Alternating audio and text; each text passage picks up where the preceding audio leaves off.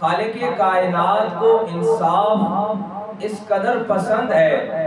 کہ اس نے اپنی صفات میں بھی عدل اور انصاف کرنے والا پسند فرمایا ہے، اور مخلوق میں بھی جس طرح قرآن مجید کی دیگر مقامات پر ایک جگہ فرمایا ان اللہ یحب المقسطین، انصاف کرنے والوں کو پسند کرتا ہے، اور حکم بھی انصاف کا دیتا ہے وَأَقِيمُوا وُجُوهَكُمْ عِنْدَ كُلِّ مَسْجِدٍ وَادْعُوهُ مُخْلِصِينَ لَهُ الدِّينَ، اور قائم ہو جاؤ اپنے چہرے کو اس کے سجدے کے لیے۔ گزشتہ آیت میں ہم پڑھ رہے تھے کہ جو لوگ رب کی بندگی چھوڑ کر، وحدہ لا شریک کو سجدہ چھوڑ کر غیروں کے سامنے سجدہ کر رہے تھے، پتھروں کے سامنے، ان سے جب کہا گیا آقا کریم علیہ السلام کی زبان اقدس سے کہ یہ کیا کر رہے ہیں، وہ کہنے لگے ہمارے آباء و اجداد کا یہ طریقہ ہے۔ آج کی سورہ اعراف کی آیت مبارکہ بھی بتا رہی ہے کہ آقا کریم نبی عظیم صلی اللہ علیہ وآلہ وسلم کی زبان سے جو پیغام ہے یہی توحید کا پیغام ہے، یہی بندگی کا درس ہے، اور فرمایا وَأَقِيمُوا وُجُوهَكُمْ، اپنے چہروں کے ساتھ قائم ہو جاؤ، عِنْدَ كُلِّ مَسْجِدٍ وَادْعُوهُ مُخْلِصِينَ لَهُ الدِّينَ۔ مفسرین کرام فرماتے ہیں کہ رب کی بندگی میں جنہوں نے بیت اللہ شریف میں 360 بت سجائے ہوئے تھے، وہ بھی یہ کہہ رہے تھے کہ ہم بھی وحدہ لا شریک کے ماننے والے ہیں، ہم بھی رب کعبہ کے ماننے والے ہیں۔ رب فرماتا ہے کہ رب کی بندگی وَادْعُوهُ مُخْلِصِينَ، خالص بندگی چاہیے۔ مفسرین کرام فرماتے ہیں خالص بندگی وہ ہے جس میں کوئی ملاوٹ شامل نہیں ہے۔ آقا کریم علیہ السلام نے انہیں بتایا کہ یہ تم کیسے رب کعبہ کو مان رہے ہو، ایک طرف تمہارا دعویٰ یہ ہے کہ تم بیت اللہ کے رب کو مانتے ہو، اور دوسری طرف اسی کے اندر 360 بت رکھے ہوئے ہیں۔ وَادْعُوهُ مُخْلِصِينَ لَهُ الدِّينَ، اگر رب کی بندگی کرنی ہے تو پھر خالص ہو کر کرو، جس میں کوئی ملاوٹ نہ ہو، کما بدأکم تعودون، جیسے اس نے تمہیں اکیلے بنایا اور تم نے اسی کے پاس لوٹنا ہے۔ فریقاً ہدی و فریقاً حق علیہم الضلالہ، انسانیت کے آغاز سے رب کے ہاں یہ بنیاد رکھ دی گئی ہے کہ ایک گروہ ہے جو ہدایت پر ہے، اور ایک ہے جس کے لیے حق اور ہدایت نہیں ہے۔ علیہم الضلالہ، جن کے ہاں گمراہی ہے، جو راہ گم کرتا ہے، جو راہ بھٹکے ہوئے ہیں۔ مفسرین کرام فرماتے ہیں اس کا مفہوم یہ بھی ہے کہ ساروں کو مسلمان بھی نہیں کیا جا سکتا ہے، ساروں کو مومن اور توحید پرست بھی نہیں بنایا جا سکتا ہے۔ یہ قانون قدرت ہے کہ ایک گروہ ہے جنہوں نے حق پر رہنا ہے۔ ہاں، اب جس طرح سورہ بلد میں فرمایا نا وَهَدَيْنَاهُ النَّجْدَيْنِ، کہ ہم نے انسان کو دونوں راستے دے دیے ہیں، اب یہ انسان کا انتخاب ہے کہ اس نے ضلالت اور گمراہی والے راستے کا انتخاب کرنا ہے یا ہدایت والے راستے کا انتخاب کرنا ہے۔ اور فرمایا اِنَّهُمُ اتَّخَذُوا الشَّيَاطِينَ أَوْلِيَاءَ مِن دُونِ اللَّهِ، یہ جو بناتے ہیں نا شیاطین میں اپنے دوست، اولیاء من دون اللہ۔ حضرت صاحب تفسیر کبیر امام فخر الدین رازی فرماتے ہیں کہ ایک طرف سورہ اعراف کی آیت مبارکہ بتا رہی ہے کہ رب کی بندگی خالص ہو کر کرنی ہے، اس میں کوئی ملاوٹ شامل نہیں کرنی ہے، اور دوسری آیت مبارکہ ساتھ ہی بتا رہی ہے اِنَّهُمُ اتَّخَذُوا الشَّيَاطِينَ أَوْلِيَاءَ مِن دُونِ اللَّهِ، کہ یہ جو شیاطین میں اپنے دوست تلاش کرتے ہیں یہ من دون اللہ ہے۔ قرآن مجید کے جو بڑے موضوعات ہیں، جو بڑے سبق ہیں، ان میں سے ایک بڑا سبق من دون اللہ ہے۔ یہ من دون اللہ ایک بہت بڑا سبق ہے کہ ایک غیر اللہ وہ ہیں جو رب کے مقابلے پر بت بنائے گئے، اور ایک اولیاء اللہ ہے، ایک اولیاء من دون اللہ ہے اور ایک اولیاء اللہ ہے۔ ان دونوں کا فرق یاد رکھنے والا ہے۔ وہ جو بیت اللہ میں 360 بت سجائے ہوئے تھے، پتھر رکھے ہوئے تھے انہوں نے، وہ اولیاء من دون اللہ ہے، اور ایک دوسرا قرآن کا جو اس کے برعکس، اس کے مقابلے پر درس ہے، وہ الا ان اولیاء اللہ ہے، جن کے لیے قرآن کہتا ہے لا خوف علیہم ولا هم یحزنون۔ ایک اللہ کے دوست ہیں اور ایک اللہ کے سوا ہیں۔ یہ من دون اللہ درمیان میں ایک فرق کرنے والا ہے۔ کچھ حضرات نے قرآن مجید کے معنی اور تفہیم کرتے ہوئے، اس کی تشریح کرتے ہوئے اس کو ملا دیا ہے۔ مفسرین کرام فرماتے ہیں کہ ایک آیت بتا رہی ہے کہ جب نبی پاک بتائیں تو اپنے آپ کو سجدے میں جھکا لو۔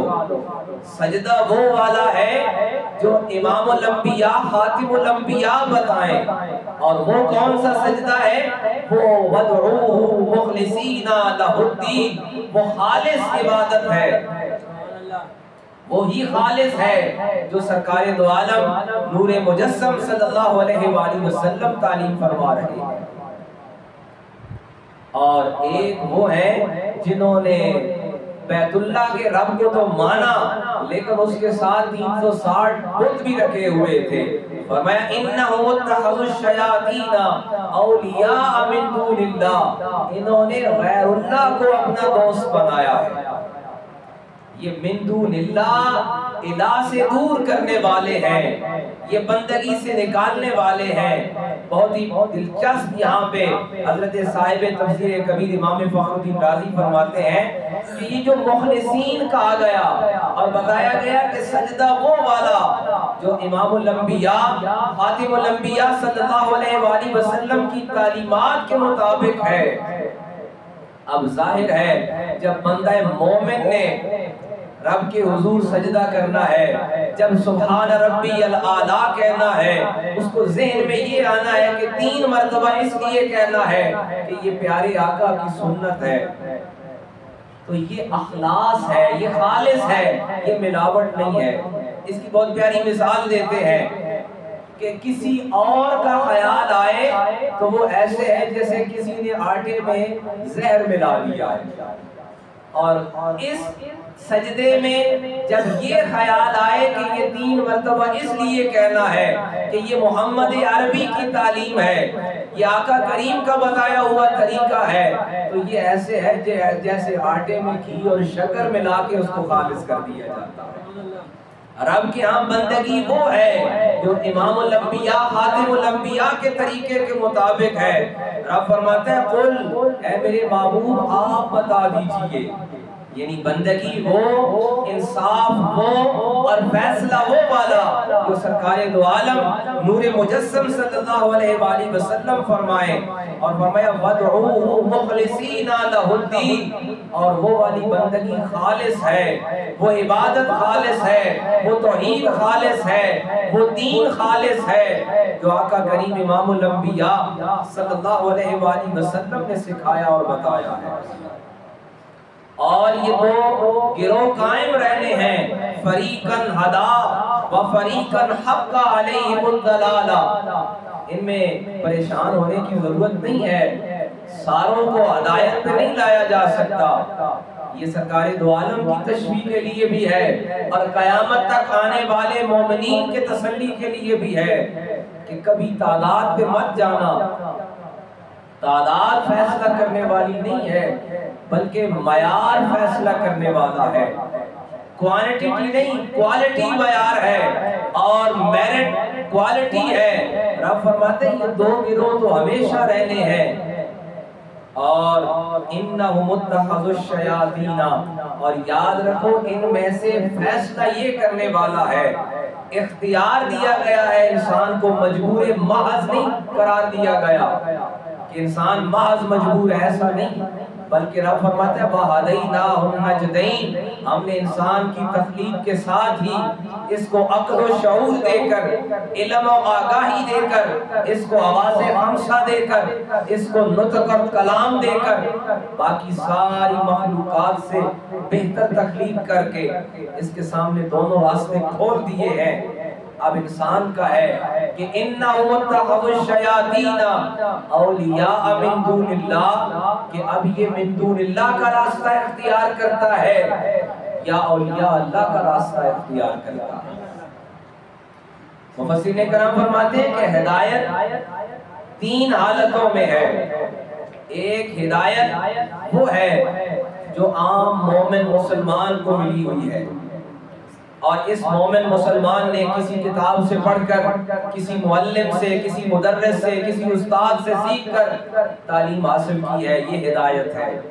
اور ایک ہدایت کاملین کی ہے، اولیاء کی ہے، جن سب کو آقا کریم امام الانبیاء سے درس اور تعلیم ملا ہوا ہے، اور وہ صرف عام جو مسلمان ہے اس کی ہدایت صرف اس کے اپنے فائدے کے لیے ہے، اور کاملین کی جو ہدایت ہے وہ دوسروں کے لیے بھی نفع بخش ہے، وہ دوسروں کے لیے بھی فائدے مند ہے، لیکن انہوں نے اپنی ہدایت یا تو آقا کریم سے لی ہے، یا قرآن مجید سے لی ہے، صحابہ کرام سے لی ہے، آل بیت اطہار سے لی ہے۔ اور اس کائنات میں ایک ہدایت وہ ہدایت ہے جو ہدایت کامل ہے، جو ہادی برحق ہے، جو ہادی کامل ہے، وہ سرکار دو عالم نور مجسم صلی اللہ علیہ وآلہ وسلم کی ذات والا صفات ہے، جس کو ہدایت اس روئے زمین پر کسی سے نہیں ملی، بلکہ تعلیم اور ہدایت جیسے قرآن بتاتا ہے کہ وَعَلَّمَكَ مَا لَمْ تَكُنْ تَعْلَمْ، جن کا علم صرف علم لدنی ہے اور صرف رب کا عطا کردہ علم ہے، اور ان کی ہدایت کائنات کی ساری ہدایت سے منفرد یہ ہے کہ انہوں نے جس کے لیے لفظ بولتے ہیں نا امی، عام ہم اس کا معنی کر دیتے ہیں ان پڑھ معنی نہیں ہوتا۔ جب یہ لفظ سرکار دو عالم صلی اللہ علیہ وآلہ وسلم کے لیے بولا جاتا ہے، اس کا معنی ہوتا ہے کہ انہوں نے دنیا میں کسی سے کوئی لفظ نہیں سیکھا، بلکہ ان کا علم صرف آقا کریم کے لیے خاص ہے، یہ علم جو رب تعالیٰ کی طرف سے عطا کیا گیا۔ مفسرین کرام فرماتے ہیں فریقاً ہدا و فریقاً حق علیہم الضلالہ، ہدایت اور ضلالت میں فرق ہمیشہ رہنے والا ہے، حق اور باطل کا یہ فرق ہمیشہ قائم رہنے والا ہے، اس کو ختم نہیں کیا جا سکتا۔ یہ بھی لوگوں کا ایک انسانی وہم ہے کہ ساروں کو اکٹھا ملا دیا جائے، حق اور باطل کو ملایا بھی نہیں جا سکتا، ان میں فرق ہمیشہ سے رہنے والا ہے، یہ ازل سے جاری ہے، اور ساروں کو ہدایت پہ بھی نہیں لایا جا سکتا۔ یہ بھی قانون قدرت ہے کہ کچھ ایسے ہیں جیسے قرآن کے بارے میں کہا کہ کچھ ایسے ہیں کہ جو اس کو پڑھ کر ہی گمراہ ہونے والے ہیں۔ اِنَّهُمُ اتَّخَذُوا الشَّيَاطِينَ، ہاں ایک راستہ ہے، اب آپشن جو بچا ہوا ہے، جس طرح ہم سورہ فاتحہ میں پڑھتے ہیں کہ صراط الذین انعمت علیہم، پہلے اسی سے مانگتے ہیں ایاک نعبد، کہ تیری ہی بندگی خالص کرنی ہے اور تجھی سے مانگنا ہے۔ اب جب اس سے مانگنا ہے تو اس سے مانگنے کے بعد بتا دیا ہے کہ آپشن کون سا ہے، راستہ کون سا ہے۔ سورہ اعراف کی آیت نمبر 30 بتا رہی ہے اِنَّهُمُ اتَّخَذُوا الشَّيَاطِينَ أَوْلِيَاءَ مِن دُونِ اللَّهِ، من دون اللہ کی دوستی کبھی کام نہیں آنے والی، ہاں اولیاء اللہ کی دوستی کام آنے والی ہے۔ اولیاء اللہ کی دوستی دنیا میں بھی ہدایت، علم اور آگاہی کا باعث بننے والی ہے، اور اولیاء اللہ کی معیت، قربت اور نسبت آخرت میں بھی کام آنے والی ہے، جیسے قرآن نے خود بتایا ہے کہ یا ایھا الذین آمنوا اتقوا اللہ وکونوا مع الصادقین، سچوں کی معیت کام آنے والی ہے۔ اور جیسے سورہ فاتحہ میں ہم نماز میں دعا مانگتے ہیں کہ صراط الذین انعمت علیہم، ان کا راستہ دے کہ جن پر تو نے انعام کیا۔ اور سورہ اعراف کی آیت بتاتی ہے کہ اولیاء من دون اللہ سے کبھی بھی ہدایت اور فلاح اور کامیابی نہیں ملنے والی۔ ہاں کوئی دوسرے ہیں، اور دوسرے کون سے ہیں جن کے لیے قرآن دوسرے مقام پر بتاتا ہے کہ الا ان اولیاء اللہ لا خوف علیہم ولا هم يحزنون، یا جن کے لیے قرآن کہتا ہے کہ رضی اللہ عنہم ورضوا عنہ، وہ جن سے اللہ راضی ہے اور جو اس سے راضی ہیں۔ حاضرین مکرم، سورہ اعراف کی آیت مبارکہ ہمارے سامنے یہ سبق لیے ہوئے ہیں کہ ایک تو ہدایت وہی ہے جو امام الانبیاء صلی اللہ علیہ وآلہ وسلم کی تعلیمات ہیں، اور حق بھی وہی ہے، دین خالص بھی وہی ہے، توحید خالص بھی وہی ہے، اور سجدہ بھی وہی ہے جو آقا کریم علیہ السلام کی تعلیم کے مطابق ہے۔ اور بندگی میں، عبادت میں، حتیٰ کہ توحید میں آقا کریم علیہ السلام کا خیال ہی نہیں بلکہ ان کی محبت شامل ہو کر اس توحید کو خالص بنا سکتا ہے، اس سجدے کو خالص بنا سکتا ہے، اس بندگی کو خالص بنا سکتا ہے۔ الہ العالمین ہمیں اپنی بندگی اور آقا کریم علیہ السلام کے ساتھ سچی نسبت عطا